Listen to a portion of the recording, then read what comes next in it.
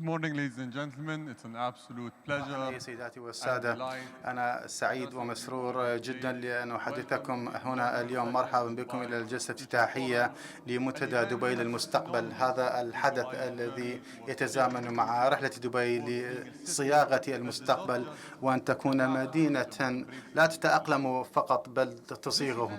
هذا الحدث بالذات وهذه المجموعة أمامي مجموعة في غاية الأهمية لنا في الإمارات العربية المتحدة، لأننا كدولة لطالما كنا نحتضن استشراف المستقبل ونعمل تجاه فهم ما يحمله لنا المستقبل. هو ليس من الرفاهية بل هو ضرورة، ولعقود ومئات السنوات والآلاف فإن بقانا يعتمد على قدرة استشراف المستقبل والتعرف على التحديات التي قد تبرز. قبل 4000 عام دبي كانت مجرد مكان على الخارطة وضد الحكمة العامة، فالكل كان يعتقد بأن الحضارة العريقة في ذلك الوقت كانت هناك قبل 4000 عام، لأن دبي كانت موجودة ولكنها كانت مقر تجارة بين الشرق والغرب حينها، مثل الفراعنة وبين الحضارة الهندية، وما جعل دبي مكانا هاما عالميا في ذلك الوقت. وأنصحكم بالذهاب إلى فاروج الحديد هنا في دبي، وهو متحف، وهو أن سكان المدينة رأوا أن هنالك أفضلية لمنطقتنا الجغرافية، الأفضلية لأن نكون مقرا تلتقي فيه كلا الحضارات، يكون فيها أرض متساوية للتجارة والعمل والاحتضان وتقبل بعضهم البعض. وقبل 100 عام دبي لطالما تغيرت واحتضنت وتقبلت كل التغيرات المحيطة بها، وما يجعل ذلك ضرورة هو أن في منطقتنا من العالم في كل يوم هنالك تحدي المياه والغذاء وفهم الطقس، وكذلك استشراف أي عراقيل على سلاسل التوريد ستحصل وكيف ستؤثر على سكاننا. كل هذه ضرورة لكي نتمكن من البقاء في الشرق الأوسط حينها. مؤخرا انتقل ذلك من الضرورة إلى بيداغوجيا، إلى انضباط وإرشادات تساعدنا على فهم كيفية ضمان استمرارنا بالنمو وجذب الأفضل والأذكى في العالم من أجل صياغة العالم بدلا من الاستجابة له. دعوني أعطيكم بعض الأمثلة. إذا ما كنتم تفكرون بما يجعل دبي والإمارات تحقق النجاح، فهي ليست المصادر الفانية التي تقول بعض الصحف والإعلام لدينا. هي ليست to think better than anyone or because we believe that we are better than other civilizations. There are two secrets. The first is we embrace all ideas. We embrace all individuals. And we let people from around the world believe that if they have a dream and they want to achieve it, it is the UAE and it is Dubai that they need to go to make that vision into a reality. A great testimony to this is the 200 nationalities that call Dubai and the UAE home. And the fact that everything we've seen that is futuristic is built by everyone. It is not built by people wearing kandoras only. It is built by people with different backgrounds, different cultures coming from around the world, believing that this vision can be true. We're also blessed to have leaders that live with future foresight as a very important ethos. Historically, in our region, in our culture, future foresight has been ingrained in how we try to take decisions and who we go to for decision making. Let me give you a simple term that we use. علم الفراسة. علم الفراسة literally translates to the ability to see the future. And this has been around here in the Middle East and here in our country for thousands of years. If you look at the historic poetry, if you look at any written documentation of history, you see that people embraced and appreciated those who had ilm al-farasa, the ability to see the future, because it was very important. If you also look at how people converse in the Middle East, the first thing we say is hello, or peace be upon you. The second thing we ask is how are you?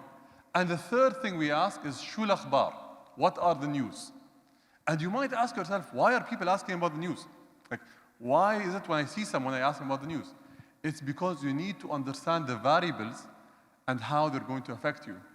a person coming from afar, when you ask him what the news are, he or she can tell you that there is a drought in a specific area, that there is a revolt or revolution in another country, that there is an issue that will affect you from a supply chain perspective, that will affect you from a social perspective, or that is going to impact you as an individual. Foresight has been ingrained in us. And today we are blessed to say that our leadership are individuals that have ilm al-farasa and embrace people who see the future and who try to work on changing it rather than just adapting to it. Two resonating examples to how the UAE and Dubai has shaped the future and embraced it and did not just take it as it came along was in two simple examples that might actually have been things that you experienced on your way here. The first is Emirates Airlines. We hear about this airline, we hear about the success of Emirates Airlines, and we need to think about why Dubai decided to embark on creating an airline in the Middle East, and why our founding father of modern Dubai, the late Sheikh Rashid bin Saeed Al Maktoum, and the current ruler of Dubai, Sheikh Mohammed bin Rashid Al Maktoum, actually wanted to create an airline in the Middle East out of all places, and why it was going to be successful. The answer was in seeing technological change and understanding what that meant. Historically, to move from one place to another, there was a hop and stop route. You would go from Dubai to Doha, from Doha to Beirut, from Beirut to Turkey, from Turkey to London. And it made no sense for Dubai to be a hub for transportation at that point of time. But at one point of time, His Highness Sheikh Rashid and His Highness Sheikh Mohammed saw that airplanes were changing. Long-haul flight was going to become a reality. And that meant that our geographical advantage made sense for us to start an airline and to shape the future of aviation. Foresight and execution. Another example is the way that we embrace unknowns. In many countries around the world, in many institutions around the world, the unknowns are seen as negative. If I do not know something, I should shun it or wait until someone does something about it. The way we operate is if there is an unknown, we need to first look at the opportunities that will come out of it, and then think about what are the potential negatives and what that means for us in dealing with these negatives. The media and the internet. In 2000, the internet was seen as a trend or a technology that had a lot of promise. Some people thought of it as a fad. At that point of time, we were an emerging hub, but we were not known for technology. And His Highness Sheikh Mohammed bin Rashid said, we want to dedicate a city for the internet.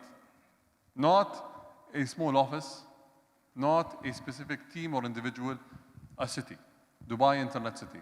He started it with a loan, a $200 million loan from HSBC. And what you need to think about is what would make someone take such a bet with such conviction that I am going to risk everything to be part of this trend and part of this technology. It's having the foresight and putting whatever is necessary to ensure that you can actually play a role in that future. The other thing that might have been seen as a coincidence, but was actually the result of proper planning, was the fact that His Highness actually took another loan and started another city next to it called the Dubai Media City. What is interesting is that Dubai was neither a technology hub and it wasn't a media hub at that point of time. So if you ask conventional wisdom, if you look at people who did not have the foresight at the time, they would have told you that there is a very high likelihood that one of these two cities is going to fail. And one of the other trends that you could have seen at that point of time is the fact that there were already hubs for technology and hubs for media in the region. Lebanon was the media hub of the region, and if we look at India, if we look at Israel, they were hubs for technology in the region. It made no sense why Dubai is going to compete in that role and why this leader is going to take such a big bet, take millions of dollars as a loan to invest in these two sectors, and why he would put them next to each other. Again, we had such vast amounts of land, it would have made sense to put them separately and to hope one of them grows and becomes a success. The fact of the matter is, there are so many variables around us that shape our future. And trying to understand what these variables are and embracing the unknowns is what makes us succeed and what makes certain people fail. This event in specific is an event that is important to us because it is going to dictate how we as a country are going to move to 2071. We believe in forecasting the future and embracing change, but in also constantly seeking the advice and the expertise of those who are able to see a different point of view and those who are willing to show us what we are not currently seeing. I wish you all a great success in this event and would like to tell you one thing that you should take back from this session and hopefully from this forum. Dubai was built by people from around the world with a spark in their eyes. It was built by unleashing the potential of individuals that don't dare or always dare to dream big. So dream big, tell us what needs to happen, and work with us to make it a reality. Thank you very much.